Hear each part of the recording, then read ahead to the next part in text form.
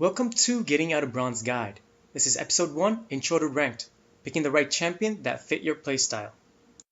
So depending on your playstyle, you'll play some positions, champions better than others, but you need to be able to play every role because Ranked is draft pick and you don't always get to play the position you want to play. And of course there's bans too, so it's safe to have two mains for every role. You should also learn champions that are a different playstyle to effectively counter your opponent if you can. Like one long ranged and one tanky mid or something like that. So I'm going to introduce a couple champions with different playstyles for each role. So if you don't already know two champions for each role, you can add it to your champion list. So for mid, I'm introducing Lux, Zed, and Swain.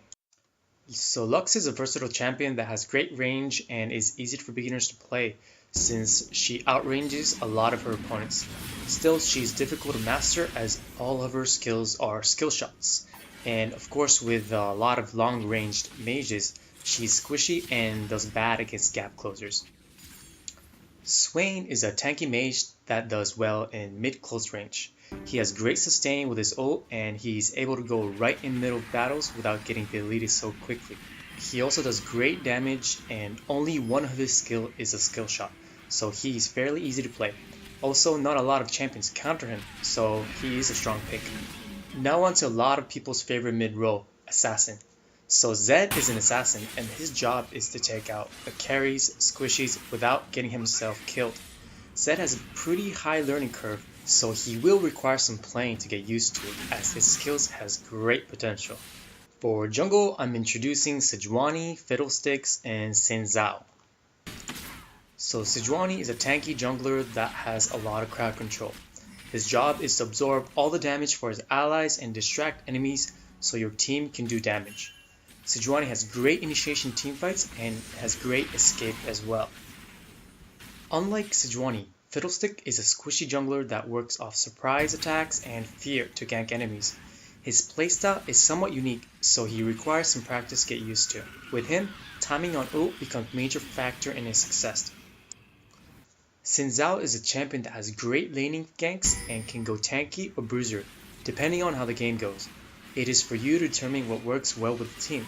A great downside to him though is that he does not have an escape, so if you go at the wrong time, you will probably die. So now going to the top champions. For top, I have Nasus, Riven, and Teemo. So Nasus is a late game champion that requires some patience as he needs to farm with his Q to get stronger. You need to concentrate this for about 20 minutes. So if you're able to farm Q without dying, you have done your job to become a good Nasus for late game. He becomes a great tank for the team and he can do great damage as well.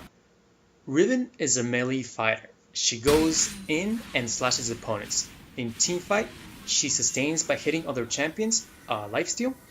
With her, you have to make sure that you do not get crowd controlled and get to close range combat without getting hit so you can deal maximum damage with all of your skills. Teemo is a squishy champion that everyone loves and hates. With him, you have to learn the hit and run playstyle, as once you're caught, you are pretty much dead with Teemo. You also have to place your mushrooms in the correct places and use it well during fights to get advantage. Now onto the ADC.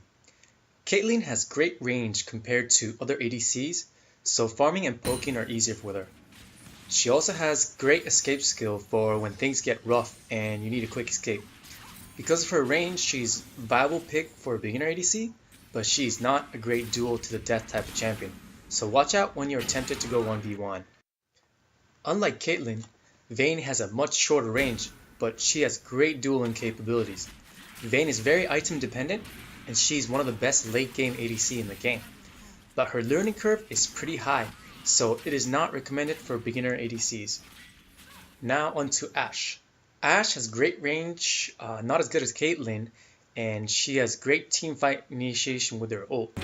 She also has a slow, which gives her the capability to kite really well, but kite well as she does not have a great escape. Now going into support role, Soraka is a squishy support, but has a heal and replenish mana for you and your teammates. Actually, mana replenish is only for teammates now, but she's a great support for helping your ADC sustain in lane, so your ADC can farm without the threat of dying. On the other hand, Leona is a tanky support that can be played very aggressively. If you like an aggressive support, Leona is the one to play. She can initiate fights as she has a lot of crowd control abilities to assist the team to kill enemies. Her learning curve is rather low, so beginners are able to play her without too much problem. Of course, mastering is a different story. Thresh is another fairly tanky support, but is more difficult to play than Leona, as you have to actively collect souls, and he's not as tanky as Leona. But like Leona, Thresh can initiate team fights and has a lot of crowd control abilities to assist team to kill enemies. He also has a great escape for teammates as well, but the learning curve is pretty high here. So now that you know 2 champions for each role, there are a couple tips to get you out of bronze. First point is that you should know at least 1 to 2 roles very good. You should be comfortable with the champion you play and play well with that champion, meaning that you don't lose lane even if you're countered, and you can always roam around to help your teammates. It is preferred that you get good at carries, as they're vital to winning a game. You can own your lane and roam around to assist other lanes. Of course, tanks and supports are important too, but when it comes down to it, you rather have a fed carry than a fed tank. So second point is, as I said before, be able to play every role. This achieves a couple things. You can play any role, obviously, and you can work with other teams to avoid trolls. If there's a summoner that is trolling and saying, "I call first," or whatever, you can be the better man or woman and fill positions. You do not want to be arguing with your teammate at all, and you don't even want to start it when you're picking champions, because it is just going to get worse and worse as the game goes on.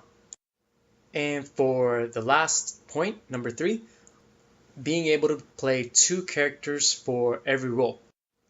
The reason for this is because your favorite champion can get banned, or the enemy team may pick your champion.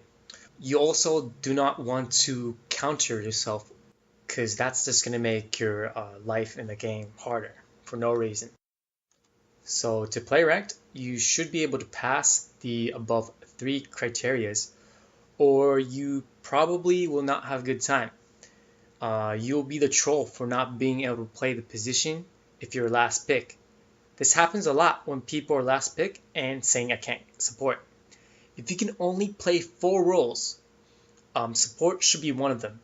A lot of people hate support, I know that, but it is very important that you know this role. So just to add, ranked is a place to test your skills and not to learn. If you need to practice an item build or some crazy thing, go do it in normal blind or draft pick before going into ranked, and just test it out and learn much as you can in normals. If you haven't started ranked already, you really want to be prepared when going into ranked, because your placement match decides your fate. If you mess up really bad, you'll end up in bronze 5, where pretty much no one knows what they're doing. So it is going to be much harder for you to get out of. Also, learn how to play non-OP champions. These champions are good for the moment, but if you want to learn them and get good at it, by the time you get good at it, they'll get nerfed and the playstyle becomes different, rework, and it's a waste of time. So pick a champion that has already been established as balanced champion, so you can get good with the champion, and then the playstyle of the champion doesn't change. A lot of people try to emphasize on team compositions, but in bronze, it shouldn't really matter, because you should be owning lane every single game. The only reason you lose is because your other lanes lose so horribly that you can't even help them out anymore. The rest of the times, you have to roam, kill, assist, take towers. You have to do everything by yourself. And if you're not able to do that with the current champion you're playing, you are not playing well with a champion. But there's also trolls, AFKs, so you just gotta grind and grind.